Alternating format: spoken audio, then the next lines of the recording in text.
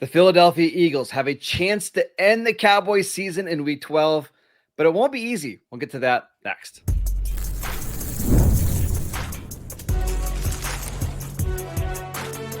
You are Locked On NFL Crossover, part of the Locked On Podcast Network. Your team every day.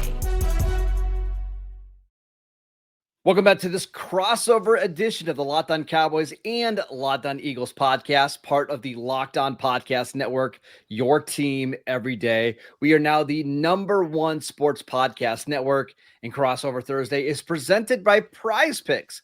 Download the Prize Picks app today. Use promo code LOCKEDONNFL to get $50 in lineups after you play your first $5 lineup. Welcome back. I am your host, Marcus Mosher from Locked On Cowboys. That's Louie DiBiase from Locked On Eagles. And we've got a packed show for you guys today. We're going to talk about matchups to watch in this Cowboys-Eagles matchup. We're going to talk about some keys to victory at the end of the show. But Louie, let's talk about some big storylines because both teams have them. Of course, these are two of the premier franchises in the NFL. Let's start with the Eagles. What is going on? This seems like the most unhappy 8-2 team that we've ever seen. Yeah.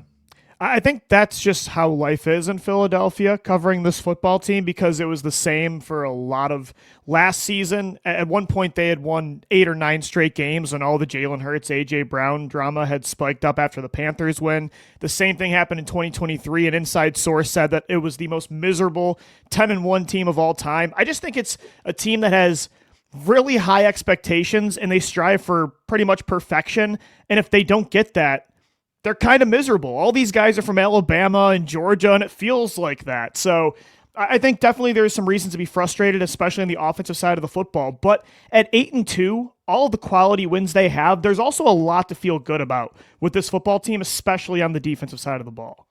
I thought it was just, I live in Pennsylvania, so I get it. Like the weather's starting to turn. People are getting cranky. More miserable. Yeah, I thought that was part of it. But there does seem to be some general unhappiness. And I wonder if it's just because, yes, they are winning these games, but maybe they're not winning them by as much as they feel like they could have or should have. Right. And that's why you're getting some of the frustration, especially on offense. It doesn't seem like the defense is really frustrated at all. It's really only one side of the ball. No, honestly, it's really just one area of the offense, too, because it feels like it's the passing game. A.J. Brown specifically, we know all the drama that's been surrounding him and the Eagles so far this year. But yeah, I think the head coach and the defense are really bought into this don't turn the ball over, win because of your defense mentality. And it has worked. It's worked the last 2 years. But I think you look at guys like A.J. Brown, DeVonta Smith, maybe even Jalen Hurts to a degree. It's kind of back and forth about how he feels about this current philosophy that they've adopted on offense. But I think those guys think that they can put teams away much easier than they have. And I agree with that. All the money is invested in the offense. All the prime veteran stars are on that side of the ball. So the fact that the youngest defense in the league has to consistently bail out that unit, even though it has worked, is frustrating, and they know they can do better. And they're going to have to at some point. Like, yeah, the defense can carry you, but the offense can't score 2 touchdowns in 2 weeks like they've done against Green Bay and Detroit. So I think just they know the expectations are higher, and they're not meeting those, especially throwing the football. But the run game, too. Like, the passing game has to be more consistent because the run game this year has not been there like it was last season.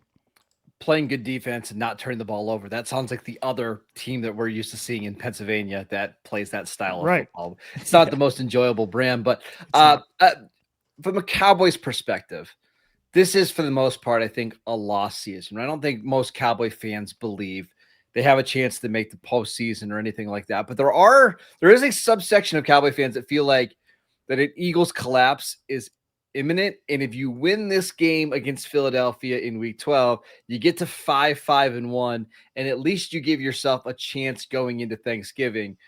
I don't know how much I buy that, but is there any part of you that feels like this reminds you of the 2023 season? 2023. Yeah, 2023, where they started out so well and kind of had that late season collapse. Yeah, they were 10-1, then they lost 2 straight to San Francisco and Dallas. Embarrassing game in Jerry World for the Eagles. And then, they lost, I think, 6 of their last 7, including the wild card against Tampa Bay. I don't, though, because if they were going to collapse, it would have already happened. It would have happened during that 2-game losing streak, I think, against Denver, and then getting embarrassed by the Giants on Thursday Night Football. All the A.J. Brown drama sparks on social media, the back and forth on that front. If they didn't collapse there and they ended up ripping off 4 straight games after that, including 2 primetime games against teams you're competing for the 1 seed with in the NFC, Green Bay and Detroit, then I don't know when it would come. I think last year really helped them learn from that collapse in 2023. They were 2-2. It felt like it was happening all over again, and then they went on a 10-game win streak. So, I mean, yes, the offense is very concerning right now, and I could see them getting upset by a team like Dallas or a come-down game eventually on this schedule, but I think this team has learned from that collapse, and I don't think this epic losing streak is coming up anytime soon. I think the roster's just, and the defense is playing too well for that. Well, and let's talk about the Cowboys side of things, because there's really 2 big storylines going in Dallas. And we'll start on defense, right? The addition of Quinnen Williams has had already in 1 game a huge impact. He was right? great. Yeah. He fantastic. He had 5 QB hits, the most of his career. I think for the Cowboys, it's just about building and getting better on defense. Again, all of this in mind, I don't think they're going to make the playoffs, but we just want to see them be a more functional and competent defense. And what you saw against the Raiders was a step in the right direction. Now, if they can do that this week against Philadelphia, I think Cowboy fans will really get excited. So can they win their matchup? With Lane Johnson out in this game, can the Cowboys defensive line have some success? I don't know, but it's going to be fascinating to watch.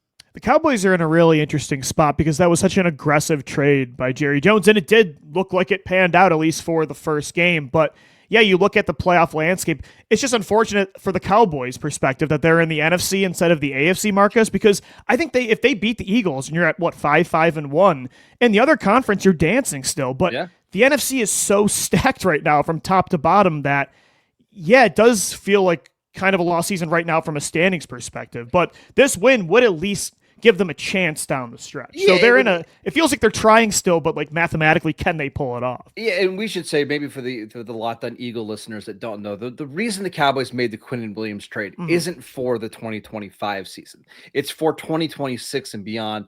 They had so many needs on defense that needed to be addressed that sending out a 2027 first-round pick solves one of those. You still have 2 first-round picks in 2026. You're going to have cap space. You had to get some semblance of stability on that side of the ball. And I think Quinnen Williams helps you do that. And now this is the first big test going up against this interior line of Philadelphia. If he can have a big game, if also Digizua can dominate like he did against the Raiders, I think you'd feel pretty good about the direction of the defense moving forward. The other part of this, Louie, is George Pickens, who continues to be dominant for Dallas. Yeah. Now that CeeDee Lamb and Pickens are both on the field together, the offense is really clicking. In the first matchup, Pickens had a decent game. He had a couple big penalties. I think he had 3 catches in that one. In this matchup with Philadelphia's secondary, can they take advantage? Can they make plays down the field? I can't wait to see what happens. Yeah, the matchups are going to be awesome, especially I think the Cowboys offense against the Eagles defense. Those have been the strengths of both teams. Dallas has won or been in a lot of high-scoring games this year, whereas the Eagles, again, unfortunately, they shouldn't have to, but the defense had to win them a lot of matchups. So I think that's the side of this game that I'm most excited to dive into. And I don't know if the Cowboys are better on offense than Green Bay or Detroit, but Dak Prescott has played really well against Philadelphia in the past. Yeah. And I think that's what you're hoping at home, not having to play outdoors like Jared Goff did last week and not being able to throw the ball beyond, 5 yards? That might have been nice. We'll see if the Cowboys offense can continue their positive momentum. Let's talk about some matchups to watch for this Sunday afternoon game between the Cowboys and Eagles. We will get to that next. This episode is brought to you by Prize Picks. You and I make decisions every day, but on Prize Picks, being right can get you paid. Don't miss any of the excitement of this sports season, whether you're following the NFL, the NBA, or both. There has never been a better time to jump in on the action. And if you haven't tried Prize Picks, it's the simplest way to play. You just pick more or less on at least 2 player stats, and if you get them right, you win. It takes less than 60 seconds to make your lineup, and you can play anywhere that Prize Picks operates, including California, Texas, and Georgia. I love using Prize Picks on Sundays because you got all the NFL action. And then for the rest of the week, we've got NBA games every single night. Plus, they've got a feature where if one of your players leaves early with an injury, the injury reboot saves your lineup from a loss. No one else is doing that right now. So download the Prize Picks app today. Use promo code LOCKEDONNFL to get $50 in lineups after you play your first $5 lineup. That is promo code LOCKEDONNFL to get $50 in lineups after you play your first $5 lineup. Prize Picks, it's good to be right.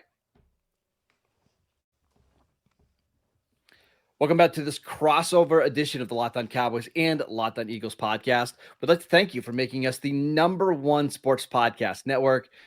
All right, Lou, let's talk about some matchups we want to watch. First of all, this is going to be an amazing uniform matchup. That's the number one. We got the Kelly Greens for the Eagles, the Cowboys away. It's going to look amazing. Kelly Green in Jerry World is going to bring you right back to the 90s. The Eagles have not worn their Kelly Green look on the road, so this is going to be a cool one for sure. They tend to play really well in those jerseys. They're 5-0. The last 3 years wearing Kelly Green, they average over 30 points a game. I'm not a uniform stats kind of guy, but it's hard to deny the facts, so I feel good about that part of this game. Well, let's talk about some matches, but really quick, I do think the environment's going to be fun just because the Cowboys did come off a Monday night win. Yeah. I think it's going to be loud. I think it's going to be an amped up crowd, which is kind of crazy for a 4-5-1 team. It's going to feel like a playoff game for the Cowboys, like we mentioned at the top of the show, because if you lose this game, you go 4-6-1 with Kansas City and Detroit coming up. Your season's kind of over. So I expect there to be a lot of energy in this one. No, I agree. And again, for the Eagles, it's huge. They need this game to get a stranglehold on that 1 seed in the conference. They could wrap up. There's a scenario where they wrap up the NFC East by Black Friday against Chicago. So this one's really important for the Eagles too. Again, they don't want to hear the win at all costs kind of mentality, but in this conference, just getting wins is huge because it's stacked for, 5-6 teams are battling for that top spot still. All right, what's the #1 matchup that you are looking forward to seeing on Sunday? You kind of hinted at it earlier, but for me, considering the Eagles' offensive line has been uncharacteristically inconsistent this year, Quinnen Williams, that interior of Dallas' defensive line, going up against Tyler Steen, Cam Jurgens, Landon Dickerson. I don't want to say they've been inconsistent this year from a performance perspective, but they've been so injured that it's led to them not being able to lean on what normally is the strength of this offense, which is the run game. Lane Johnson, as you mentioned earlier, placed on injured reserve with a Liz Frank injury, might be back in time for the playoffs, hopefully, because he's outside of Jalen Hurts. If take away the quarterback, if you remove Lane Johnson or a player from the Eagles and it makes more of an impact on the win-loss column, it's Lane Johnson over anybody. So they really need the interior of this offensive line to not struggle. But Cam Jurgens especially has not had a great year. I think a lot of it's that back injury he suffered in the NFC title. He got surgery on the summer. So that Quinnen Williams game was really impressive. They can't let him dictate terms or else the passing game is going to have to carry them. And we know that's just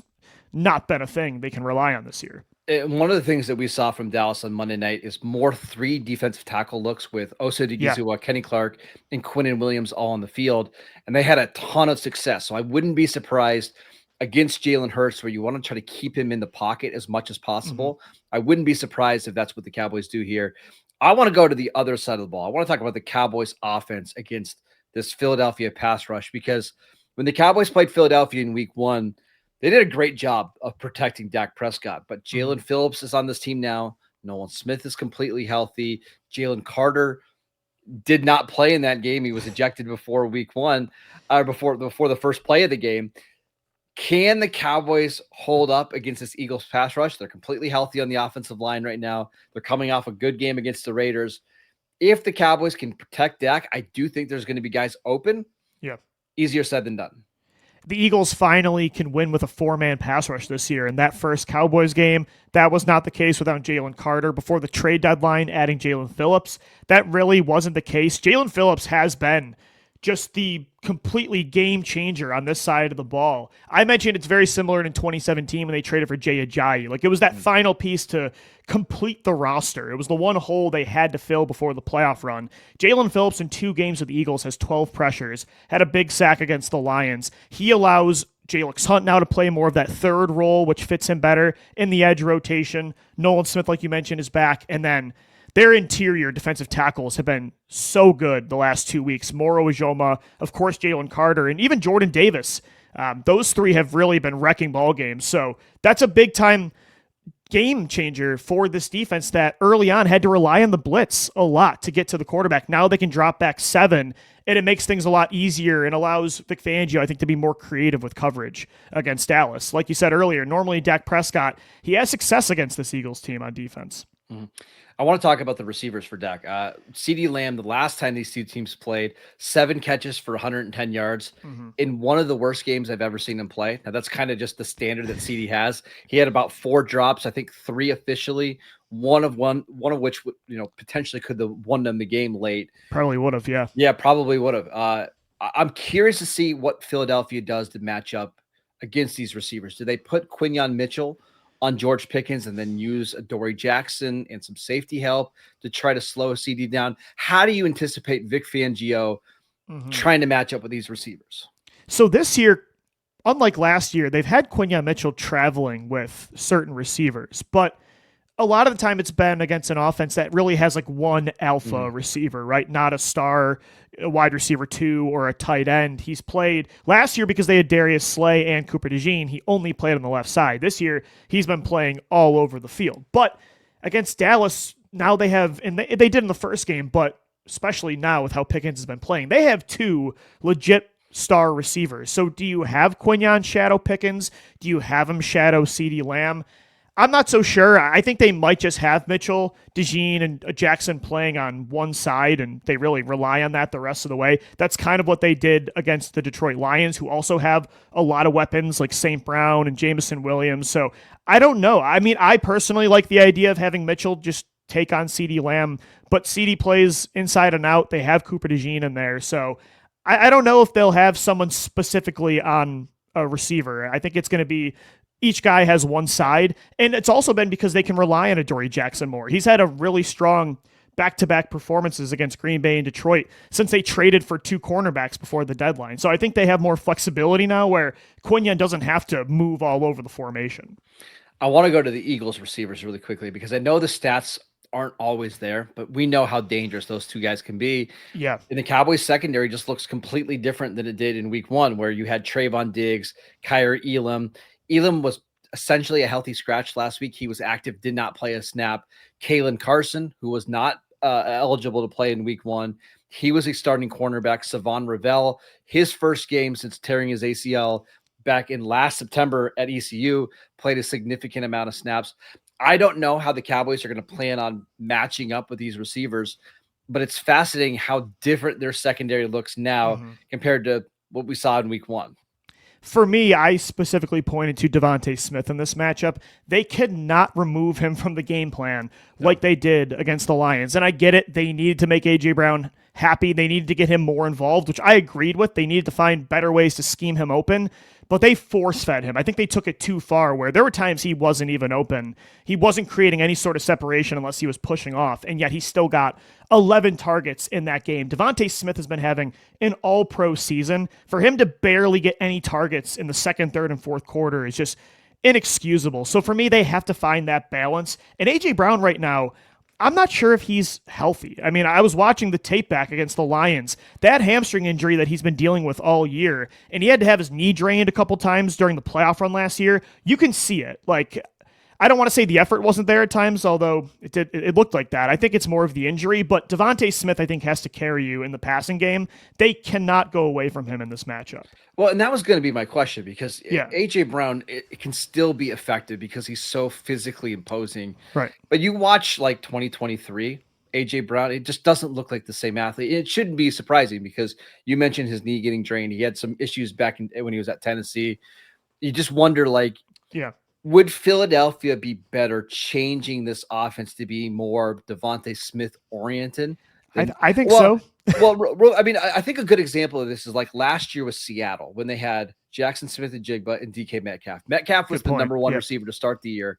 As the season went on, they started to go away from that. They transitioned to JSN, and then look at what JSN is doing this year. I wonder if DeVonta Smith couldn't do a similar type of thing.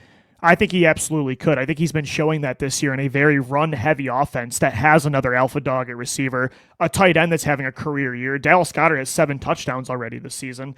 The fact that DeVonta was top 7 receiving yards a week ago with all of that around him says a lot. I think if he did ever get put in that JSN kind of situation, he would have top 5 numbers. Like, I think he's equally as good as, I think he could put up CeeDee Lamb, Justin Jefferson, A.J. Brown numbers, but AJ has been very publicly negative about his role this year. And squeaky wheel gets the grease. Yeah, right? And the Eagles are trying to make him happy, but I think they had to learn their lesson last week about not taking it too far. I think there's a middle ground between their approach last week and then the previous 7 to 8 games. But DeVonta Smith, to me, is the better separator right now. He's the better receiver, and they really need to get this intermediate passing game going, and I think Smith right now is the more reliable player. So we'll see if that happens, but A.J. Brown's still on this football team, and as long as he is, they're going to try to get him the football.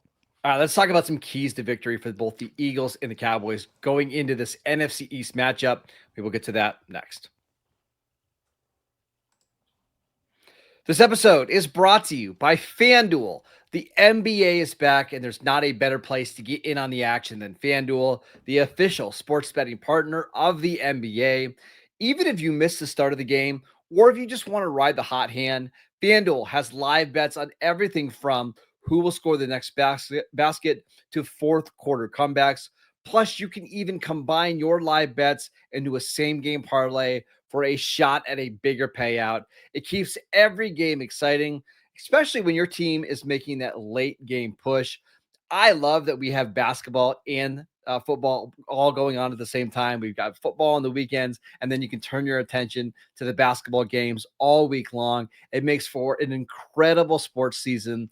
And right now, FanDuel has an incredible offer. They are giving new customers $300 in bonus bets when your first $5 bet wins. So head over to FanDuel.com to sign up and play your game with FanDuel, the official sports betting partner of the NBA.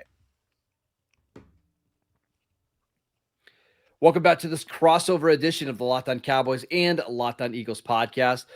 For your second listen, check out the Locked On NFL podcast. 2 shows every single day. 1 in the morning with Tyler Rowland, 1 in the afternoon with Tony Wiggins, available wherever you get your podcasts. All right, let's talk about some keys to victory. What do the Eagles need to do on Sunday to get a W? I think the number one thing is they need to win with 4 on the defensive line because the Dallas Cowboys have a really good passing attack. The CeeDee Lamb, George Pickens 1-2 punch has maybe been the best in football this year, or it's definitely been up there. Quinyon Mitchell, Cooper DeJean, they held Amon-Ra St. Brown to the worst catch percentage any receiver has had in a single game this year. How they were able to do that, of course, both of them are kind of having all-pro seasons at cornerback, but 7 dropping back makes it a lot easier when they don't need to rely on their blitzing linebackers, Nakobe Dean, Jahad Campbell, Zach Baun, having to get downhill, get after the quarterback. It makes things easier in coverage. So for me, if they can continue to wreck ball games with just getting there, 4 guys on the defensive line, Marcus, I think that's the key because Dak Prescott and that passing attack, like that's their strength. And if they can throw on you, this is going to be a game. And that's why I wouldn't be surprised if we see more 6 and 7 man protections for Dallas. Like, even if it means taking guys out of the passing game, give Dak time because eventually one of those guys is going to get open, or you can take a shot down the field on a 50-50 ball. So I love that call. For the Cowboys, I think that the most important thing is the game script. You cannot get behind on this Philadelphia team because they can be suffocating, right? They get a touchdown lead, a double-digit score lead, and then they can just tee off, and then they can use their offense to run clock and have these 7-8 minute drives where it's 15 plays and there's 3 tush pushes and you just don't get the ball back. And it shortens these games. When the Cowboys have had success this year, Louis, it's been jumping up to a 14-7 lead, 17-7. And now you can blitz and you don't have to worry about stopping the run as much. I think at home against this Philadelphia team, I expect Brian Schottenheimer and the Cowboys to be highly aggressive early in this game, trying to jump out to that lead. Yeah, and I think the Eagles offense, like another key to victory, they need to get the run game going. Like they can't allow Dallas to force them to throw the football at a high value. Because again, the Eagles offense historically with Jalen Hurts they've had some monster games, especially when it really matters most. I mean, both Super Bowls they've been in the last 4 years, Jalen Hurts threw them nearly to one championship and definitely got them another ring. But it's inconsistent. Like Jalen Hurts, that is who he is, especially with a bad play caller, I think, straight up. And Kevin Patullo, the run game needs to be the high volume, consistent part of that unit. It has not been this year, and there's a lot of different factors for why. But especially now that Lane Johnson's not playing in this game, how do you help make it easier for backup offensive linemen? I think it's easier for them to run block than it is to pass protect. So get that run game going early, kind of like you were mentioning with Dallas. Get a lead, control time of possession, especially with the way you play conservative, turnover-free football right now. I think that's the way to get this going. Play more under center. That'll allow the play-action passing game eventually to open up. We'll see. The run game has been, it's crazy how inconsistent it's been when last year they maybe had the best running season in the history of the NFL, but they got to find a way to get that going because even with all the passing weapons this team has, I just don't think that'll ever be the thing that can carry them on offense. And for Dallas, it's about stopping those first down runs because I think the way to beat Philadelphia is to get them in 2nd and 10, 3rd and 9, where they have to be a drop back passing. That's their Achilles heel. Yeah. And it's not to say that they can't do it because they're going to hit some big plays in the passing game. But if you can get out of those 3rd and shorts, 4th and shorts, where you can run the tush push and convert, that's how the Cowboys can stay in this game. And that's how they stayed in the first game in week 1. So Louie, it's going to be a fun game. I don't anticipate, we're not going to do predictions because we're going to save it for our Friday show. Yeah. I don't anticipate a blowout. I think these two teams, when they're both fairly healthy, we haven't had many games where Dak and Jalen Hurts are both playing, but generally they're pretty close games, and I would expect the same here. I was going to say, I mean, with these two starters in the game, it's going to be close. The Eagles haven't really blown out anybody this year outside of the Giants before the bye week. That's not their brand of football right now. On the road, like you said, Dallas needs this game to save their season with their tough schedule coming up. Yeah, I definitely expect this to be a one-possession game. Probably it's going to come down to the fourth quarter again for sure. Should be a lot of fun. All right, that is it for today's show. We want to thank you for making this crossover edition of the Locked On Cowboys and Locked On Eagles podcast your first listen of the day. Check out Louie's show. He does a fantastic job covering the Eagles. You can follow him on Twitter. Louie, what's your Twitter? It's at DiBiase LOE. Yeah. There you go. I'm at Marcus _Mosher. And we'll see you guys right back here on Friday.